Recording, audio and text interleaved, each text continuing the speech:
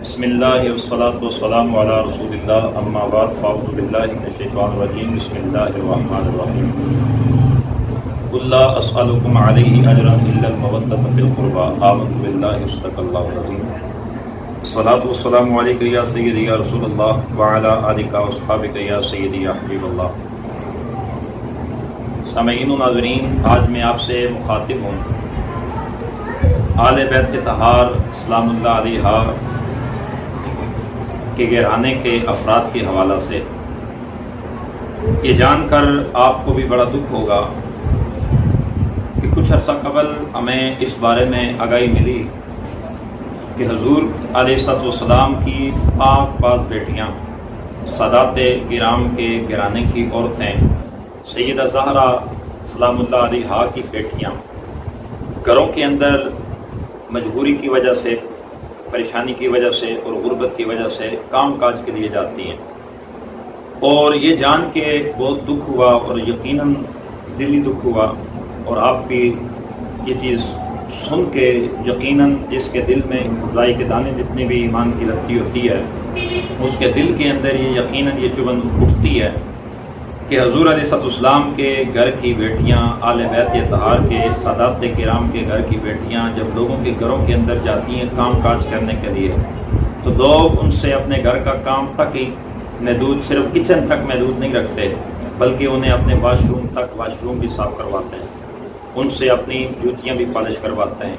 اور گندے قسم کے کپڑے بھی ان سے دلواتے ہوں گے۔ یقیناً یہ تو ہر بندے کو پتہ ہے۔ ہمارا دل اس وقت خون کے آنسو رو رہا ہے کہ جس نبی کی آل کے لیے یہ پورا گھرانہ، پوری کائنات اللہ نے بنائی تھی، اور میرے کریم نبی علیہ السلام نے اپنی اس آل کی شان اور عظمت کے لیے کیا کچھ نہیں کیا، اور اپنی امت کے لیے کیا کچھ نہیں کیا، اور اللہ تعالیٰ نے اپنے محبوب علیہ السلام سے فرمایا قل لا اسألکم علیہ اجرا الا المودۃ فی القربى، اور میں محبوب آپ اعلان کر دیجئے، آپ فرما دیجئے کہ لا اسألکم علیہ اجرا، میں کوئی سوال نہیں کرتا اس بات پہ کہ میں نے تمہیں اسلام دیا، میری امت میں نے تمہیں دین دیا، میں نے تمہیں اللہ اور اس کے رسول کا راستہ بتایا، میں نے تمہیں قرآن دیا، میں اس پر کوئی سوال نہیں کرتا الا المودۃ فی القربى، مگر میری آل بیت سے محبت اور مودت کرنا، یعنی تعظیم کرنا۔ کتنا ہی تعظیم ہے اس گھرانے کی۔ حضرت سیدنا صدیق اکبر رضی اللہ تعالیٰ عنہ اور حضرت سیدنا فاروق اعظم رضی اللہ تعالیٰ عنہ و شیخین کریمین، آپ نے آل بیت طہار کے افراد کی، ان نفوس قدسیہ کی عزت اور عظمت کر کے ہمیں بتایا کہ حضرت سیدنا امام حسن مجتبی آپ تشریف لا رہے ہیں، ایک جنازے سے واپسی ہوئی، حضرت سیدنا صدیق اکبر نے اپنا امامہ اتارا، اور اپنا امامہ اتار کے حضرت امام حسن مجتبی کے پاؤں صاف کرنے لگے۔ آپ نے پاؤں پیچھے کھینچے، آپ میرے نبی کے صحابی ہیں، تو حضرت سیدنا صدیق اکبر نے جو جواب دیا وہ آپ کی نظر کرتا ہوں۔ صدیق اکبر نے مڑ کے جواب دیا، فرمایا حسن، جو شان مصطفیٰ کریم سے ہم نے آپ کی سنی ہے، اگر ہم دنیا آپ کی شانوں کو سن لیتی تو ساری زندگی آپ کے قدموں سے نہ اٹھتی۔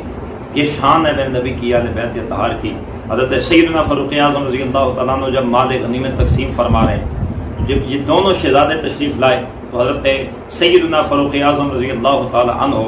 آپ نے انہیں قطار میں نہیں لگنے دیا، کیونکہ یہ جانتے تھے فاروق اعظم کہ یہ قطار والے نہیں ہیں، یہ تیار والے ہیں۔ آپ نے فرمایا شہزادو آگے آؤ، ڈبل حصہ دونوں کو دیا۔ جب واپس گئے تو حضرت سیدنا عبداللہ ابن عمر رضی اللہ تعالیٰ عنہ، وہ بھی صحابی ہیں، آگے بڑھے، آ کے عرض کیا ابا جی میں بھی تو ایک خلیفۃ المسلمین کا بیٹا ہوں، میں بھی امیر المومنین کا بیٹا ہوں، یہ بھی امیر المومنین کے بیٹے ہیں، تو انہیں ڈبل کیوں؟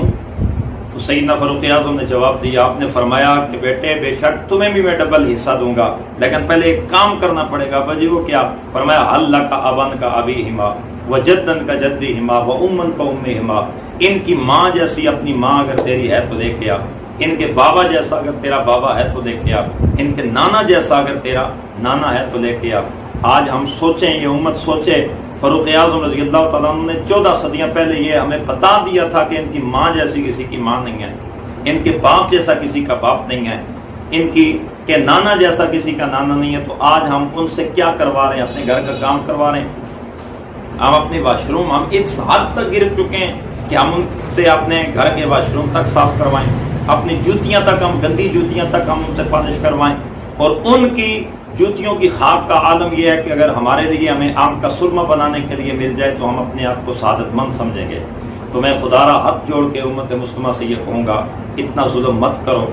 مرنا ہے روز جہان، آپ نے اللہ اور اس کے رسول کو منہ دکھانا ہے، آپ نے رسول اللہ صلی اللہ علیہ وسلم کی ذات کے سامنے روبرو حضور کے سامنے آپ نے جانا ہے۔ اگر میرے نبی نے یہ پوچھ لیا کہ بتاؤ میری بیٹیاں تمہارے گھر میں کام کرتی تھی، تم ان سے اپنی واش روم صاف کرواتے تھے،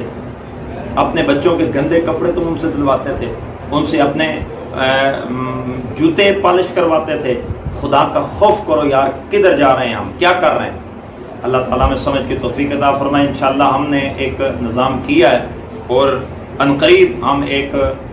کمیٹی بنائیں گے، تنظیم بنائیں گے کہ جو اس طرح کے سادات گرام ہیں جو یا سیدزادیاں ہیں جو گھروں کے اندر جا کے کام کاج کرتی ہیں، ہم ان کے لیے انشاءاللہ اپنی طرف سے کچھ نہ کچھ جو بھی ہمارا ہو سکا۔ اور یاد رکھیے کہ زکوٰۃ اور خیرات، صدقات، یہ چیزیں قرآن نے حضور کی آل پہ حرام کر دی ہیں اور نبی پاک علیہ السلام نے بھی حرام کر دی ہیں، لہذا اپنے صدقات، خیرات، زکوٰۃ یہ سیدزادیوں کو مت دو، کسی سید کو مت دو، کیونکہ آپ اللہ کی بارگاہ میں مجرم بنو گے، آپ رسول اللہ کی بارگاہ کے مجرم بنو گے کہ آپ نے ان کا حق ادا نہیں کیا۔ ہمارے پھر آپ پوچھیں گے کہ حضرت صدقات بھی نہیں، خیرات بھی نہیں، زکوٰۃ بھی نہیں، اہل بیت کو کیا دیں؟ تو میرے بھائی، میرے اور تیرے مال میں اللہ نے خمس رکھا ہے، ہمارے مال کا جو خمس ہے وہ اہل بیت اطہار کے لیے، یہ پیش کریں، اہل بیت اطہار کی نوکری کریں۔ خدا کی قسم، جس نے اہل بیت اطہار کی، حضور کی اولاد پاک کی دنیا میں نوکری کی ہے، اللہ نے دنیا میں بھی اسے عزت عطا کی ہے اور قبر میں بھی اسے اللہ تعالیٰ عزت عطا فرمائے گا۔ اللہ تعالیٰ ہمیں اہل بیت اطہار سے محبت اور عقیدت نصیب فرمائے۔